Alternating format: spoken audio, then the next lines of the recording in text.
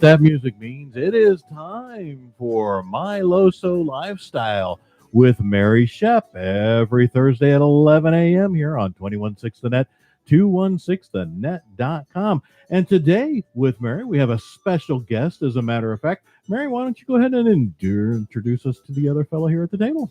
So my guest today is my first guest ever, which is fantastic. Dr. Ronald Masukawa.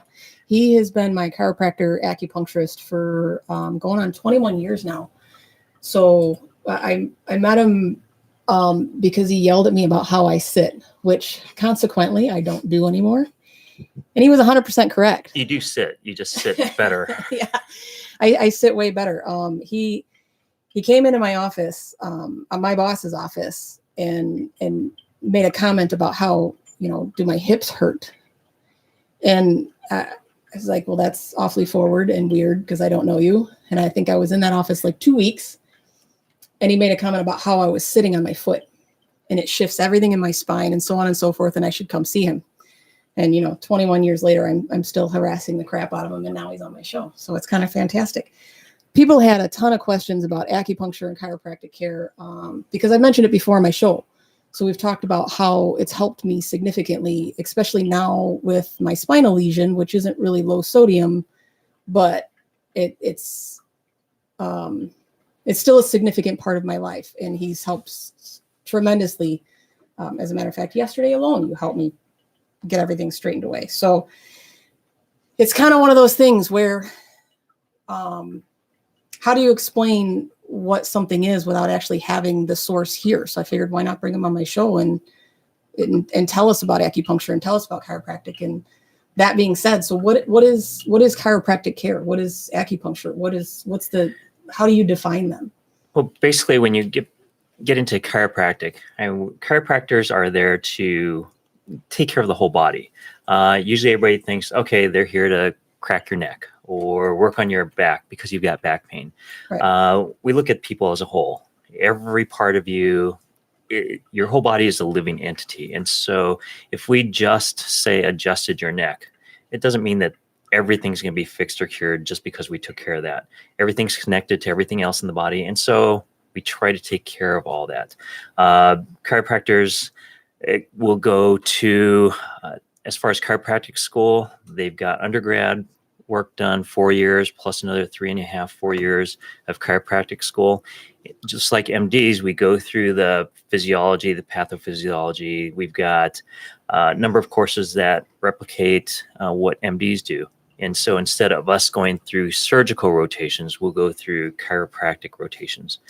I was reading about that because a lot of times people think that it's a pseudo medicine or it's a certificate. You go and take 6 months of class and you graduated college. So now suddenly you can be a chiropractor or something of that nature. And there's so much more to it than just, getting a quick certification so you can hang it on your wall and treat people. No, and actually we spend more time in the classroom studying different things as far as even medications. Our class on meds, it was a full semester where a lot of MDs go through and they get a couple seminars and then they're taught by a lot of the medical reps the specifics of certain meds that they deal with. And then they get to look at all their iPads and everything else now to see what to prescribe to somebody. Right. The interesting thing is that a lot of chiropractors, because of their education, because of us being on that list of, if you go somewhere, go here, and then go to see a chiropractor last. That's your last resort. We're always last resorts. Right. But at the same time, we have to somehow show you that we know our stuff. And so coming into the office, and I speak for myself as well as many others, that an exam by us, an initial exam, takes a full hour. Well, my husband was shocked by that. How often are you going to an MD and that MD is touching, pushing, pulling, having you do this or that, doing heart rate, full vitals, everything for a whole hour? Yeah. It's like you said, it's 2 or 3 minutes and you're lucky if you get 2 words in with a doctor. Right. So we well, you do get an hour in the waiting room. Oh, yeah. We pride ourselves on Yes. spending the time Right. and finding out. We'll ask questions that ask about everything else. You came in for an injured wrist, and I'm going to ask about your hands, wrists, arms, neck, back, what you do for a living, what you do for fun, what got you to this point. Were you a preemie baby? All kinds of different things that add up to what your body is at this point in time. And that, I mean, again, obviously, my husband, it took me the better part of a decade to convince him. And this is my spouse. This is someone who sees what you do, like sees me come home and sees me feel better and sees the results of the treatment, but still said, it's all hokum. It's in my head. And I finally convinced him to go when he wasn't getting answers about his spine. And the same thing, it was an hour later and we left and he was literally like dumbfounded. He goes, I can't explain how I feel. And just his mood in general. And of course, conversations after that, he goes, I didn't expect it to be an hour.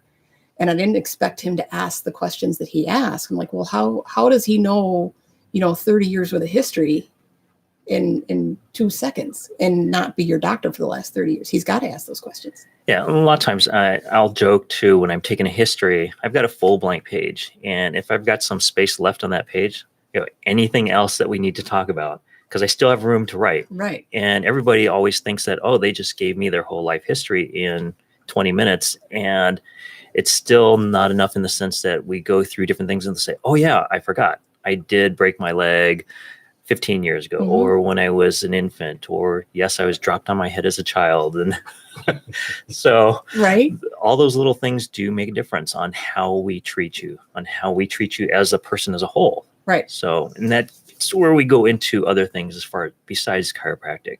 Right. And now obviously with chiropractic care, there's physical manipulation of the body. There's, in my opinion, it doesn't seem to be beat up as much as acupuncture.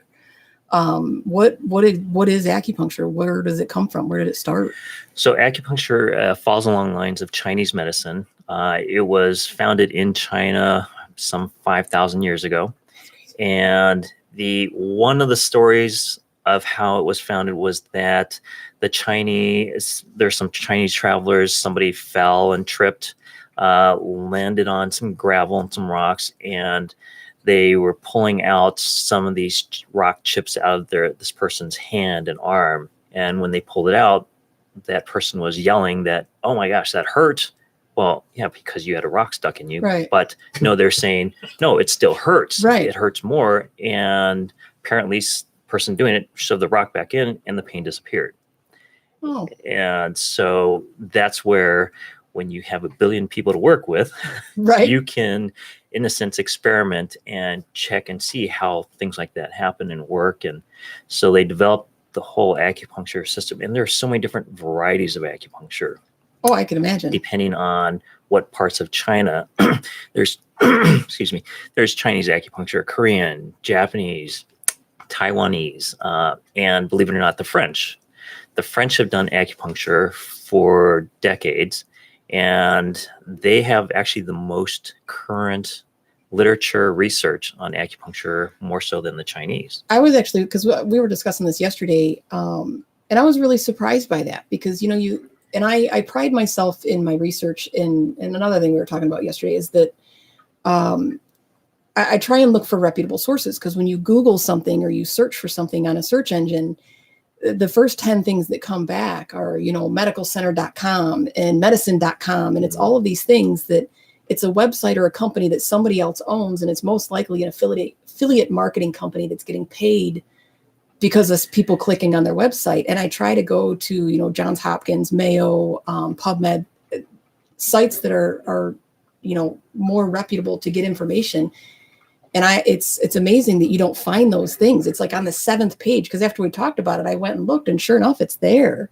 Mm-hmm. But to hear you talk about these credible sources that are actually doing clinical studies is fantastic. And the French, one of their studies involved, they wanted to see just how the Chinese knew that certain points correlated with different areas of the body. For instance, in the ear, your ear is mapped out, and you've got your whole body in there, as far as this being the head, this is your spine, right, legs, and so on. And what they did is they actually were able to put receptors on different parts of the brain. So somebody got opened up Right. and there are receptors on there. Yeah. And when they stimulated those points in the ears, they got a reading on those receptors to show that, That's yes, that fantastic. correlates to that part of the brain, which correlates to that part of the body, that organ system, which is pretty neat. I think that's amazing. When you think about medical science, anything in general, how they get from here to discovering all of these meridian points and what they can actually do, and then to be able to study them. And what was one of the things that I guess it made sense to me, but once I read it, was the hardest part of doing a clinical study for acupuncture is finding a control. How do you stick somebody with needles without sticking somebody with needles? How do you create that placebo effect to treat that, to do those studies? That just seems so difficult. And there's still plenty of studies out there that are ongoing. Mm-hmm. And the placebo effect, yes, but you have to remember too, acupuncture is it's a form of Chinese medicine, in the sense of acupuncture is chiropractic. You don't need to be manhandled for an adjustment. You don't have to have needles done. You can have the pressure of a pen or a finger. I use an electronic wand. We do pressure points. So a lot of different avenues, different methods, ways of doing acupuncture. So for anybody that's scared of needles or does not like them, we can do acupuncture on you without that and be just as effective. And again, there are different parts of the body that, depending on, sometimes it's race, nationality, male, female, young or old, we'll pick different points on the body to use for therapy, like the ears. Some people just don't like their ears being done. Right. So they'll do some hand acupuncture, or they want full body acupuncture. Yeah. And it's over the years of conversations that we've had, it's funny, the common knowledge that you think you have, and then when you go and find out about these different things and all of the benefits that I've gotten from acupuncture. And now, and I remember years ago talking to you about a friend of ours who's got her ears gauged, and she's got her nipples pierced, and she's got her nose pierced, and she has all of these piercings. And now, after seeing you for so many years, knowing that there's all of these pressure points that she just blew up, that you can't really use anymore. And that's exactly it. They kind of blow those points up. There are the belly button piercing for women. Pretty common, a fad, right. But it's the first thing we say that needs to come out if you're going to do fertility treatments with us. There are points where, for migraines, right. In the ear and in the hand, that yes, you can pierce that. It's going to probably help you for a short period of time, but at the same time, it's too much stimulation. It's too much. And then if you do some of those piercings and it expanders different things, right. That point is gone. You may end up with those migraines for the rest of your life because of it. And I think that's something that a lot of times is missed is, like with my care with you, it's not a quick fix. And that's always my disclaimer, is that it's not nothing's a quick fix. People tell me that my diet and everything that I do is this fantastic, holy crap, you make it look so easy. It's not easy. It's not easy for me to quit drinking and quit smoking and alter my entire diet lifestyle or my diet plan. And it's not just what I eat. It was an entire lifestyle adjustment for me and my husband. And your care has been part of that. Like I've never been, this, I've never been a fan of the chiropractic adjustments. I just haven't. I had a bad experience long before I met you, and it was never my favorite thing. So over the years, I've preferred acupuncture over chiropractic. But now that the muscles in my back pull so hard in different places, it actually, pops a rib out or makes it to where I can't breathe. And then I see you, and within literally instantaneously, like someone filled my lungs with air. It's still not a quick fix. It's part of a bigger picture of things that I do. And that's where, like with I think they call it a daith piercing, that piercing in your ear that is supposed to help with migraines. And you helped me with that, 20 years ago when I had headache issues. And it was never a piercing. It was a long ongoing treatment. And now I don't get them anymore. I haven't had a migraine in over a decade. Well, and a lot of that's going back to what's the source of it? Right. What is it? Do you just get a migraine just because your body doesn't like you at that time? Right. No, it's ongoing. It's what we do to ourselves over a period of time since we've been born. what we've been exposed to, subjected to, what we've done to ourselves as far as sports or couch potatoes, sitting, eating whatever. And your whole process of the low sodium it's a process. Mhm. You didn't just suddenly go, okay, I'm not going to eat this, period. Right. It's let's try this. And that's how you got to be good at making all the different, everything you make. Right. You try this recipe, you try this one. No, that doesn't work. I didn't feel good with this. And so with chiropractic, and acupuncture, it's the same thing. It's not hit or miss, but to some degree, you have to see what works for you. Everybody is different. Mhm. So, yeah, I'm getting adjusted. There is a young lady that I had a few years back that she had bad headaches. The back of her, the base of her skull always hurt, was tender, but she could not stand the sound of her neck cracking. She just, I know that I can relate. it took her 2 years for me to adjust her. But I have no problem waiting. So Sure. we had other resources to use. We did therapies. We did some acupuncture on her just to calm everything down. So you don't need to go to a chiropractor and the only thing available is to get an adjustment. You should not have to be, you could say, well, you know what? I'm not really thrilled about doing that. Right. Can we hold off? And that chiropractor usually says, sure. And that's exactly what I did. Let's try something else. Let's see if this works for you first. Right. I think I went, it was months that I saw you for acupuncture long before I had my first adjustment. And it was just the same thing. The first time I'd ever had someone crack my neck, he cracked my neck so bad, I threw up in his lobby. I was like, I'm never doing this again. This is the most horrible thing I've ever been through in my life.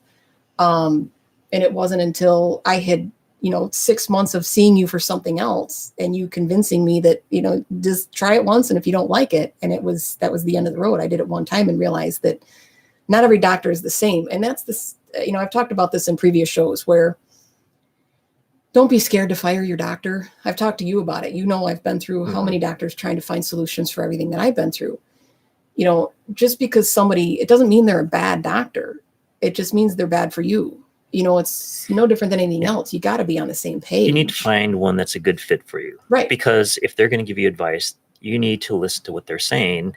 But if you don't like their personality, if you don't like their office staff, if you don't like the bathroom, whatever it is, you need to find something that works for you, because a lot of times your life, in a sense, depends on their advice. Right. And you're not going to take it if you don't have a relationship. And that's where I say it's come in for a consult. It's a free consult. You get a feel for me. I get a feel for you. And if that doesn't work, don't come see me just because somebody else, your friend, said, right, I'm good for you. Right. It's not true.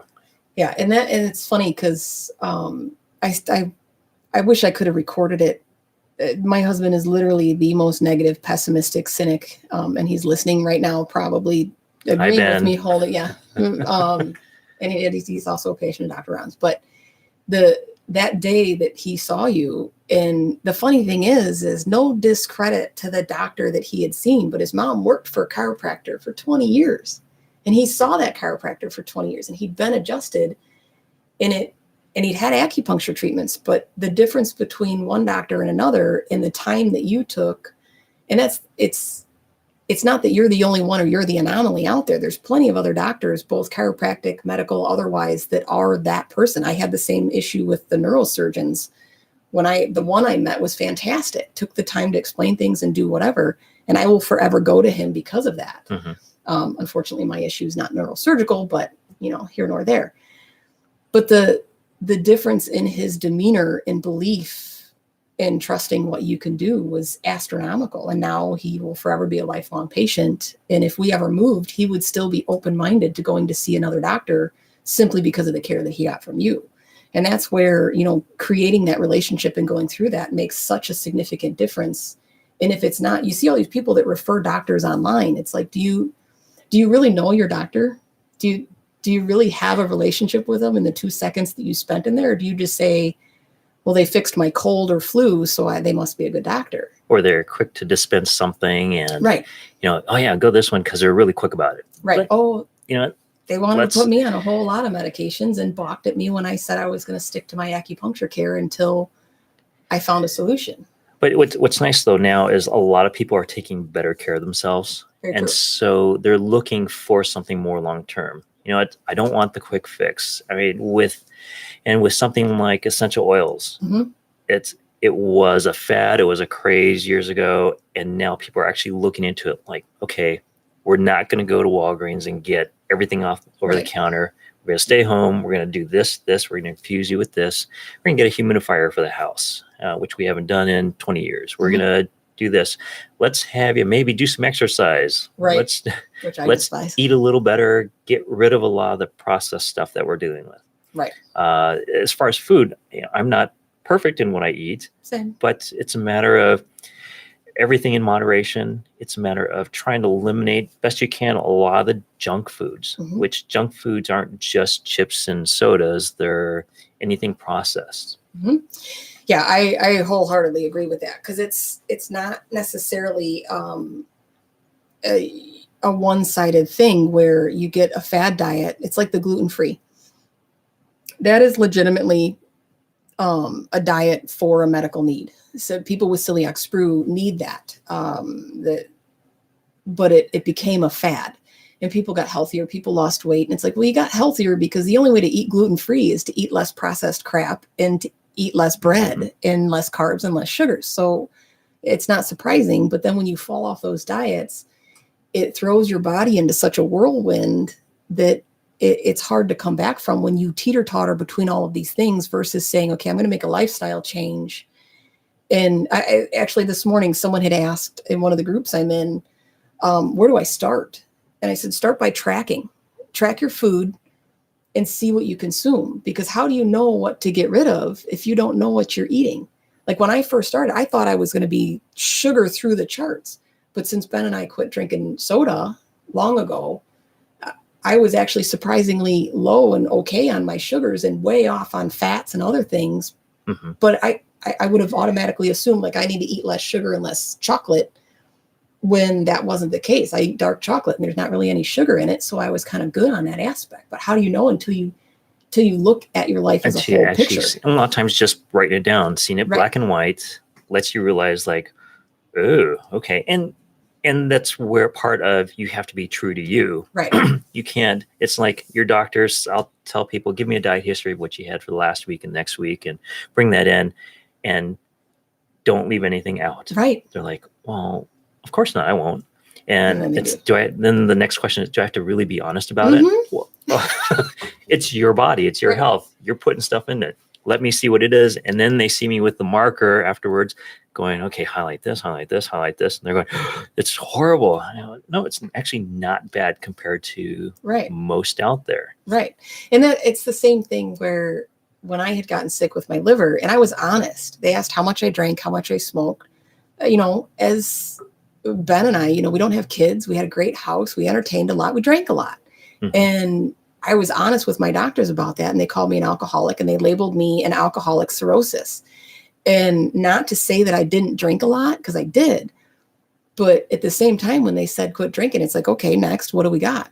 Move on. I didn't have an issue quitting that whatsoever. But at the same time, by being honest about it, it was almost like I got discredited. And I think a lot of times people are the same way with themselves, where you're blinded by your own ignorance, thinking that it's not that big of a deal. And when you add, something simple, like when you're like, oh, well, I cook with butter with my eggs and it's not that big of a deal. But if you use a tablespoon of butter, if you actually measure out a tablespoon compared to what you actually use in a pan, and instead of taking the whole cube and going like this. Yeah. And then when you're honest with yourself and you look at it and you go, holy crap, I use 4 tablespoons of oil when I cook something. And now you track your food and you're like, holy crap, I'm way up there on this, that, or the other, but I'm okay on this side. And that's what I found out. And by balancing all of that out, combined with, going to see someone like you who could balance my body and everything else, because just because I balanced my food doesn't mean that I relieved all of the stress that had been pent up in my body over the past however many decades. So by fixing things, by what I was starting to consume now, and then going to you to help me fix the damage that I had done over decades, is why I'm where I'm at now. It was a complete and overhaul of my lifestyle, not just a, hey, I'm going to go get cracked, get some needles and get fixed and I'm all good to go and never have to come back. Yeah, I mean, it's not nice for you, but the nice thing about the profile for you is that you decided to fix everything inside and out. Right. And so my part of that is fixing what I can, the physical aspects, the functional aspects. And by you changing what you're taking in, you're feeding everything that isn't, in a sense, being fixed. Right. And so you're allowing your body to make those changes. Right. A lot of times, we'll take care of somebody, we'll take care of sprains, strains, fractures, whatever. And it's like, you know what? Cut back on a lot of processed stuff and take some omega-3 oils just so we can keep the inflammation down. And, and then somebody goes out and they go have a big, huge old country buffet type of meal. And then the next day they're coming in and go, oh my gosh, I'm really achy, sore, stiff today. What's going on? Right. You didn't fix me. Yeah. What'd you do?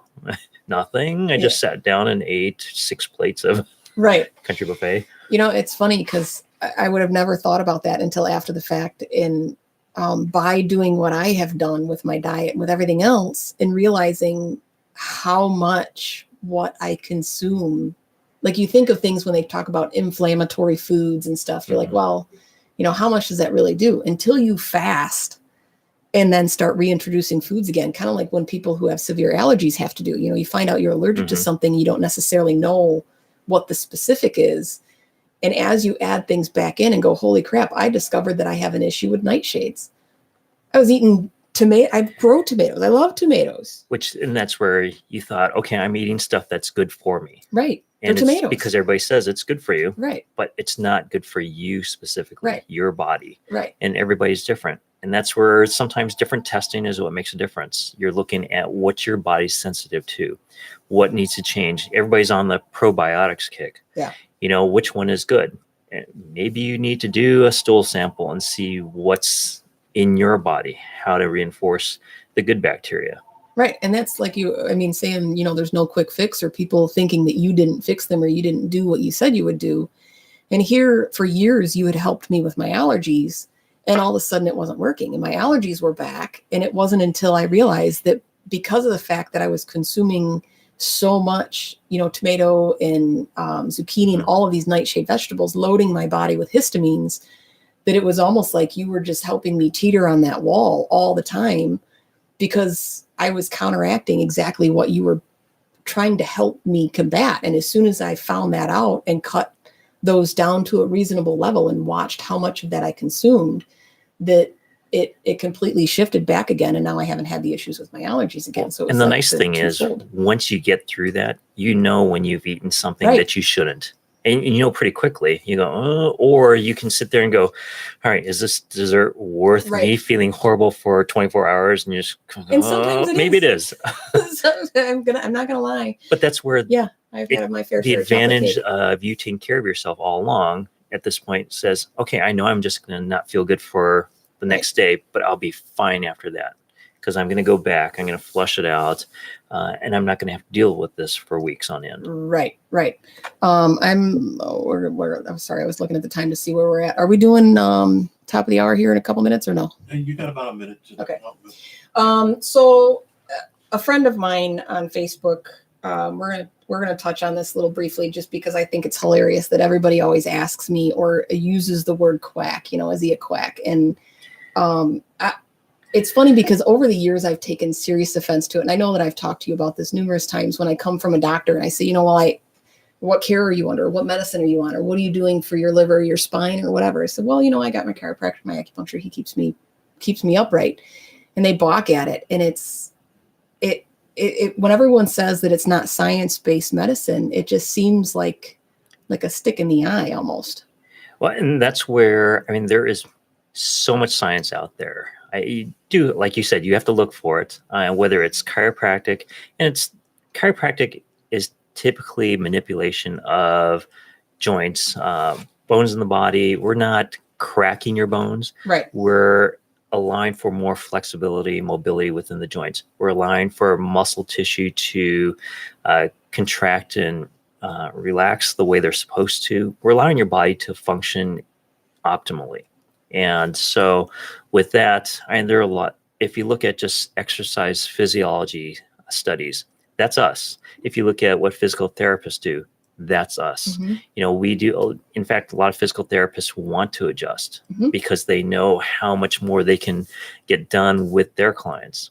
But with all that, we've been called quacks forever, just because, the start of chiropractic started with a janitor being adjusted by a chiropractor, one of the first chiropractors, and all of a sudden he can hear. And That's so crazy. But they go, oh yeah, it's a fluke, it's luck, it's by chance.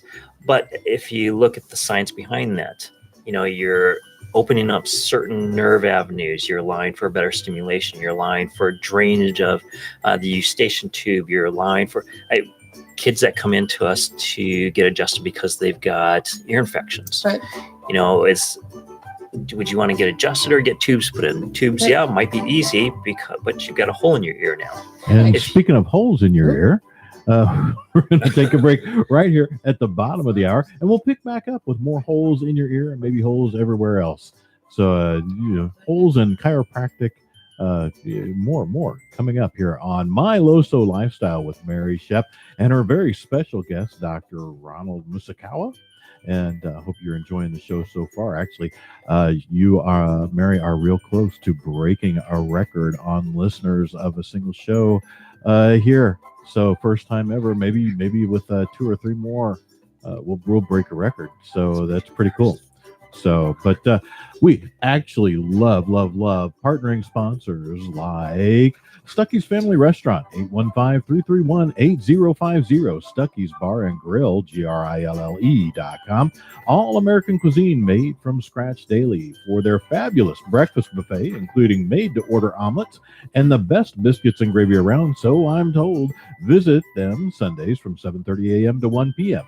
Stuckey's is easy to find at 4000 North Johnsburg Road, Johnsburg, Illinois, sharing the same parking lot with Angelo's Supermarket. Stuckey's Family Restaurant, 815-331-8050.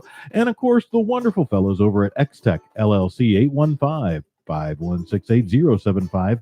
XTEK.repair. X-Tech provides device repair and service plans, business servers, and single computer support, web design and SEO. They also specialize in custom gaming PC builds. Contact Justin and George for IT done right the first time.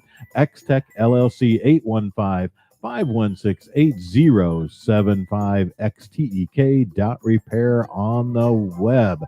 Go check them out. Now, we're going to get back to My Loso Lifestyle with Mary Schepp and her very special guest, Dr. Ronald Masukawa, and talking all about chiropractic and acupuncture and how that actually really, truly helps. It's real stuff, folks. Real stuff. Dig in, listen, have fun. If you got questions, pop them up on the Facebook live stream or YouTube live stream, and we'll be happy to share those. Guys, why don't you get back into it? So, obviously, we're talking about quackery and whether or not you're legitimate and the science based behind it. And it's funny to me when people talk about science based stuff, or when someone throws at me that it's not scientifically proven. And all I can think of is like blood typing. When they originally blood typed stuff and they discovered that there's, 3 blood types, and then they discovered that there's plasma and there's antigens and there's this, and now that there's all of these different things. And as science goes on, there's still those 3 blood types, but then there's more science behind it as years pass.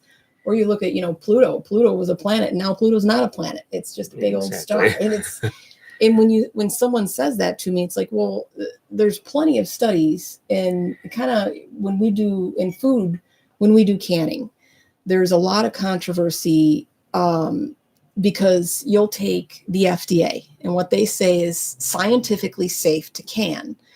So you can can meat if you do it under this process and this pressure for this time at this temperature. And the FDA has deemed that safe. And then you take somebody who's grown up for the last 10 generations and taught from generation to generation to generation to generation how to can food, and not one time has anybody ever gotten sick from any of their food, yet the FDA is going to say that they're going to die if they do it that way. How are you going to convince that person that they're wrong when they've got decades of history? And it's the same with acupuncture in my mind, where just the history alone, not even counting the fact, like you were saying, where the French and all of these studies have actually been done to put science behind it as well.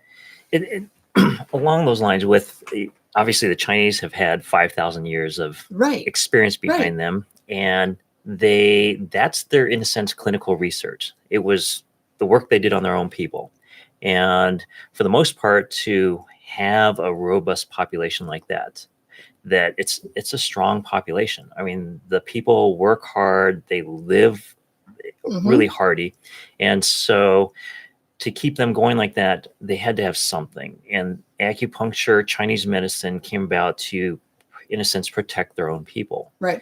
And so I say they've done a great job. They're out to conquer the world, and they don't care how long it takes. And hopefully we'll still be around in the decades to come. But with acupuncture, with chiropractic, the science is based on the basics of it. It's not so much the application. So you can have a chiropractor, you can have 10 chiropractors go to the same school, learn the same techniques, and you go to each one of them, they're all going to be different adjustments for the same result. So they're looking at how we can get a better result with their clients or patients. Acupuncture, it's, do I stick a needle in your ear, or do I press on your hand or your finger? Do I put some tablets or BBs on your back? What's going to work for you? So along those lines, the quackery, I think, comes from the way things are applied, where you've got a chiropractor that says, okay, I want you to hang upside down from these bars and I'll adjust you upside down. Okay, that's a little off. There are some standards, but chiropractors and just about in any business, everybody comes up with their own version of something. Coming up with your own version of this recipe. Well, let me tweak it a little bit. Canning. Let's can this way, but maybe you just didn't get your FDA approval way back when because of who knows what. But you might be able to get it now. And because it's perfectly safe, it's been proven. And as far as the adjustments, they're safe as long as the chiropractor does his homework. Does his exam. And I always thought it was funny that when some of the questions that people ask, like, are you, like you said, I'm not cracking your bones, or that, chiropractic adjustments cause arthritis, like cracking your knuckles cause arthritis and all of this stuff. And it's not necessarily an arthritic process. It's a little bit different than I think stuff like that. It's the way you're doing things. Yes, that can lead to wear and tear on a joint. Arthritis is wear and tear. And with that, when we say stop cracking your knuckles, there are ways of doing it so you're not going to cause any further injury. That type of thing. Well, I've been doing this for 50 years. Well, look at your fingers. And also, if you're already genetically prone or predisposition to those arthritic diseases, you might want to think about doing something else. The same with gastrointestinal. If you're already, your whole bloodline has issues with certain things, you might want to think about not having dairy or whatever it may be. And chiropractic isn't for everybody. There are other things. Maybe that adjustments of any kind just don't work well with you. So it's look for different avenues. Look for other ways to stay flexible and mobile. And look at when we get old. What do we fear the most? Not being able to move. It's people who have their head sticking 8 inches forward, or they're hunched over. Everybody's worried about that hunchback, or shuffling their feet. With chiropractic, the premise is to maintain flexibility and mobility in all those joints, so you can keep going. So when you retire, hopefully, if anybody still retires at 65, they can go enjoy things that they're waiting to enjoy. Or, like what it seems to be. I'll be retired at like 92, but that's okay. And it's funny that you say that, because I found that the more I move, the better I am, as much as it sucks. Especially with my whole spinal lesion thing, and even with my liver, I despise working out. I truly despise working out. I hate everything about it. I'm a child about it. I'm a baby about it. I don't like it. There is no runner's high for me. It just doesn't happen. I don't like it. I do any exercise simply because I have to, because the more I move around, the better I feel. And especially now with the issues with my nerves, the more I move my muscles, and the more, so on days that I stand around more then, if I'm just standing in my store talking to customers versus running around my store, moving and doing things and walking and staying in constant movement, it significantly helps in the mobility of my joints. So if I find myself, like yesterday, I was off work and I found myself super stiff by the end of the afternoon, and I just start walking around my kitchen just to get the blood flowing in my body and in my joints, because all of that water and everything that's in your body and settles in all of these places. And without moving it, it does. You can feel yourself by the end of the day slouching more and not lifting your feet simply because your knees hurt, your hips hurt, your whatever hurts. And without that movement to keep things flowing and keep things, to filter through your body, it causes significant problems. And a lot of times if we can't adjust you or find anything that works for you in the office, we're looking up for other things, other avenues. There are a lot of times we've recommended or referred people over to a couple of the other pools, the Y, the Health Bridge, because pool therapy, or here, go try out yoga at this studio. They might be a good fit for you. And so a lot of times it's, going to a chiropractor is not the answer to everything.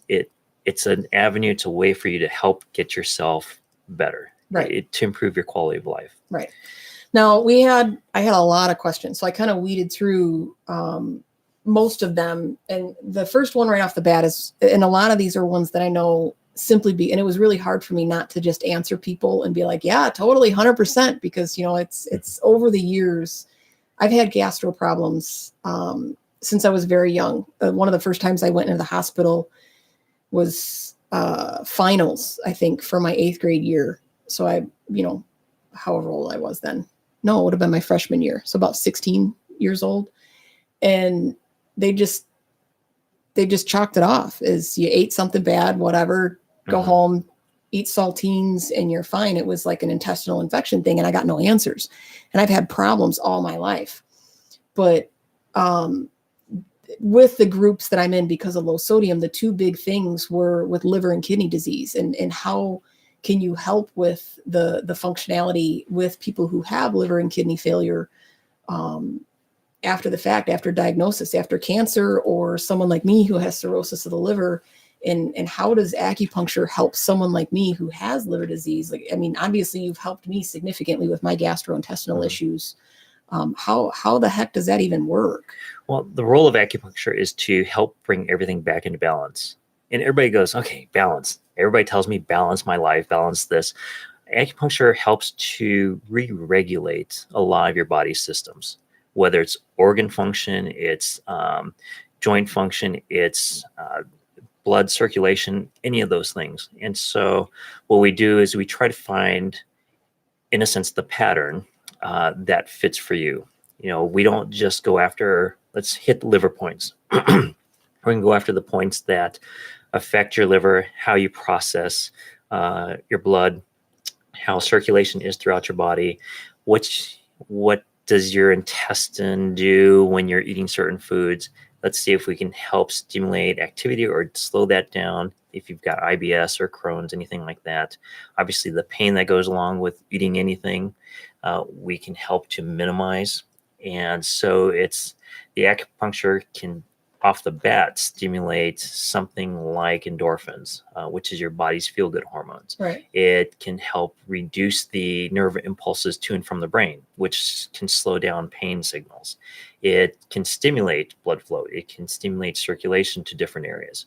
So as far as with your liver, do we just take care of that? No, we're going to look at pancreas too. Right. We're going to look at large intestine, small intestine.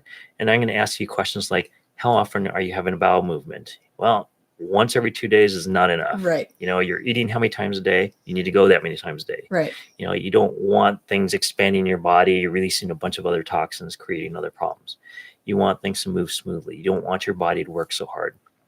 That I've obviously, with the food side of things, discovering that what you eat, like when you live with somebody, like I live with my husband, and you can't help but compare yourself, especially if you're having issues. How often does, speaking of going to the bathroom, nobody ever wants to talk about it. But if you notice somebody else is doing something more or less than you are, it's also comparative directly to what you're putting in your body.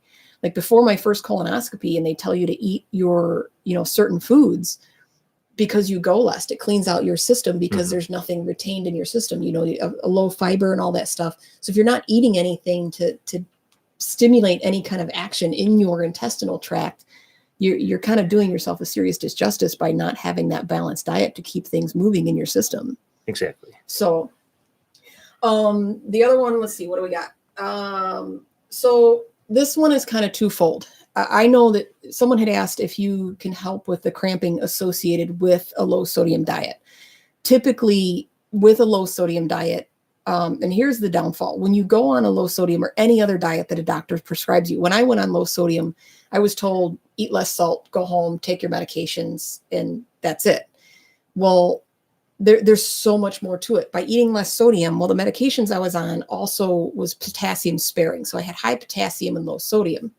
But once I got off those medications, now I was also low potassium, and not having those balanced, the potassium and the magnesium and all the things in my blood is what was causing that cramping. So by not balancing my food, it caused that cramping to begin with. But the cramping itself, I think, is something that you've helped me significantly with, as far as being able to loosen up all that muscular structure when you do have those cramping issues. A lot of times, whether when you have that cramping, you've obviously got that muscle that's just cramping, it's tightening up, but at the same time, it's in a sense causing a disjointing of the joints on both ends of that muscle too. So it's throwing off other parts of you. And the acupuncture can help with what's actually moving through the muscle, as far as getting some more blood flow in there. Because when it cramps up, there's nothing going through. It's too tight. And then you're burning up a ton of minerals, the sodium, potassium, magnesium. And you can't necessarily, because you're on that diet, you can't necessarily take that supplement just to get rid of it, like most people.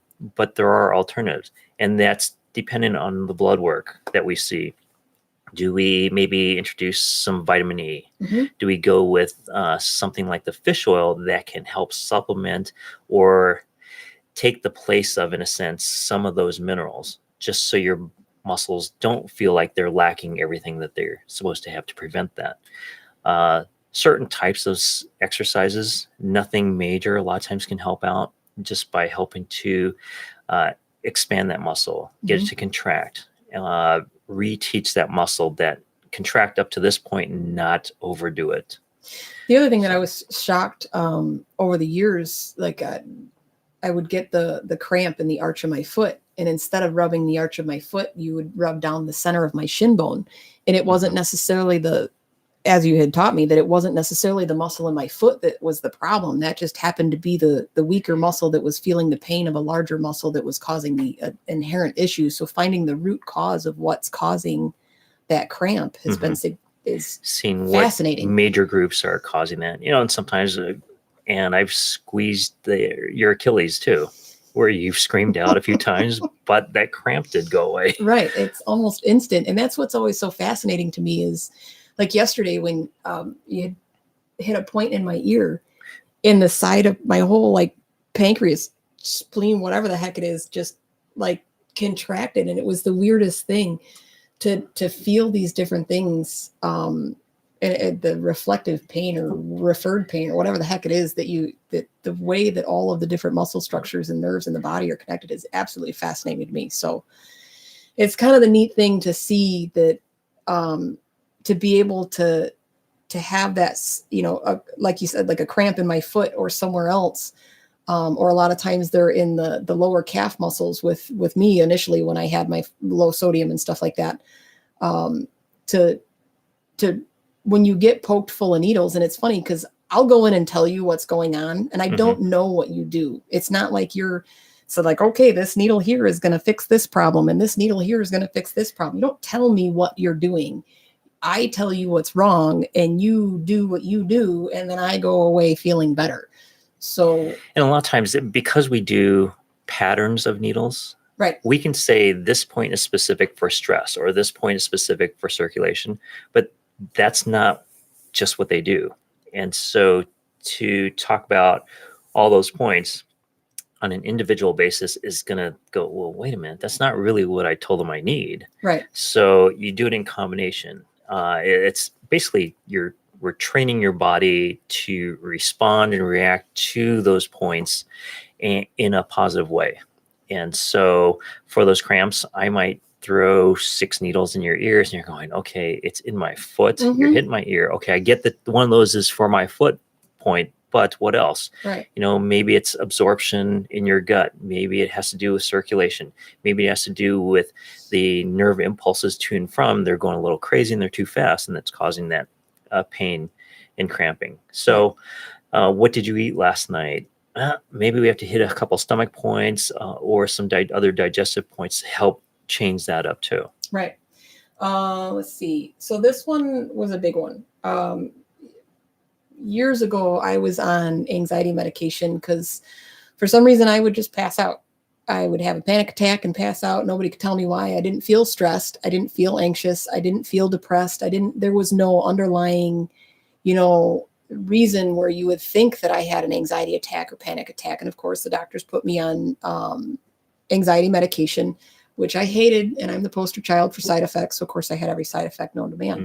And that was one of the other big questions that came up, I think like 9 times is, can acupuncture help with stress and anxiety? And that to me personally is a big resounding yes. Yes. We do it all the time. And even for people who don't come in for that specifically, if you've had an injury or you've got low back issues, something chronic, after 3 months of it, you're going to get depressed. You're going to get upset. You're going to be stressed out. If anybody has kids, you're stressed out. If you're running around Illinois, you're stressed. So, right. It's if you're paying taxes, you're stressed. What are we doing for that? We're hitting points that apply to stress directly, but that's where that hour comes in for that initial visit.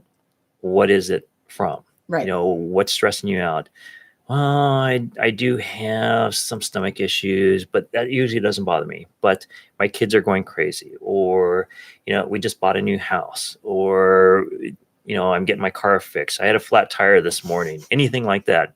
And that was me this morning, by the way, as I had a flat tire on the way. And thanks to my lovely husband for replacing my tire for me. So what we do is we try to give you some immediate relief, but at the same time, we're trying for long-term to see if we can get your body to shift a little bit so that it can cope better with those stresses. Right. And that's where a lot of times medication, if you're taking specific meds for it, people go, oh, you know what? I didn't have to take it as much, or I'm only down to half a tablet now. It's not, as chiropractors, we can't tell you to stop taking your meds, right? But we can make your life a lot better, in a sense, increase or help that quality of lifestyle. And maybe you find that, oh, I'm less stressed. I don't need to take that anymore. Or my gut's doing better. I don't have to take this anymore. And if you're taking Tums for all that, stop. Right. It's funny because that a lot of times, especially with all of my doctors, they're just so, and not to discredit them, but they really do, with my spine, first thing they wanted to do is, well, let's start you on gabapentin. And I said, well, so you know what I have? Well, no, but it'll help alleviate the symptoms. Well, I don't want you to suppress my symptoms, and then I don't know what's going on with a drug that has a lot of side effects until I absolutely wholeheartedly say I can no longer walk or function without it, and then I need this medication. I've always been the one to try and find that alternative means, so I've always been more open to someone like you, which I wish more people were. I'm trying to see how many. Neuropathy. That is something that I have a significant amount of neuropathy. And I know that acupuncture helps with that, along with a couple times you've had the massage therapist come in just to stimulate blood flow in my feet, which has been significant. So we do that. There are a couple other types of therapy. As far as a lot of people will use electric stim, they'll use a TENS unit. They'll do foot soaks if it's in their feet or even in their hands, paraffin baths. A lot of that helps a little bit. What we're finding is that it is a long-term condition, and it doesn't just go away after a few visits, no matter what kind of adjustments or treatments you get acupuncture-wise. So it's something that a lot of times it didn't come on just like that, and all of a sudden you have it one day. It came on because of an injury or an accident. Right. It's slowly getting tingly, and it's more numb, or it's burning, and it just gets worse and worse. And it's been like that for years. And so now I got to get taken care of. And so with that, you have to understand a lot of times the treatments take, in a sense, just as long. Mm-hmm. You know, it didn't happen overnight. If it happened overnight and we saw you the next day for something, we have a pretty good chance of undoing a lot of what happened to you at that point. But again, we're the last resort. Right. And so we see people after they've tried 10 different medications, Right. 5 doctors, 3 hospitals, and everything else. So I got 10 years of stress built up. let's see what we can do. We do the best we can. We look for, with acupuncture, you look for any results, good or bad. And that's saying that, yes, we are on the right track. So if you went home feeling miserable because of that acupuncture treatment, that's a good thing, Mm-hmm. because we're creating a change and we can control that change to some degree. So It's funny that you say that, because there's been plenty of times where it's almost like a detox situation where I would go see you and I would come home and Ben's like, well, did you talk to Dr. Ron about all this? Because you seem worse. But then the next morning I feel better. It's almost like all of this crap was released out of my system. And then after a few hours of dealing with it, it starts to almost like a pendulum swing, reverse back the opposite direction, just as much as it went in the one direction. And it does actually have that, equal and opposite effect of ultimately making me feel better. It just took a little bit more time. So when you have that first reaction of, well, he didn't do what he did because I feel worse, when that's not actually the case. So I'm trying to think, we got a couple of minutes here. The big one, a lot of people in our group have Meniere's disease. If I'm saying that correctly, it's an inner ear disease. labyrinth in the ear. Yeah. We've had fairly good results with treating that, in the sense of whether it's the pain, the discomfort, you can end up with tinnitus, the ringing in the ears, the buzzing, so many different things. For most, it's just really uncomfortable, and even vertigo or dizziness. Right. And so what the acupuncture does is it tries to help regulate the fluid. It helps with the so-called rocks in your ears. They're crystals that sometimes can lay improperly in there. And the labyrinth, a lot of times you'll have fluid that collects, which creates an imbalance, almost like having a sinus infection or ear infection, and you've got fluid in your ear, or you've gone to the pool and you've got ear in one ear and everything just feels off. And so we try to help balance that out with it. And it's hard to understand that acupuncture, okay, so you're doing a couple needles or you're doing stim on those points. How is that going to help? Well, by changing up some of the impulses, the innervations, the nerves going to the ear, how your body responds to that. If we slow it down, speed it up, increase blood flow towards that area, that can balance things out. It's almost like you taking your hand and closing your nose, blowing through your ears to change the pressure up a little bit. So it's not an exact science. There are a couple things with that. If you have a good eardrum, then a lot of times we'll do fluid, put some saline in your ear and do an electric acupuncture in the ear to possibly help with that.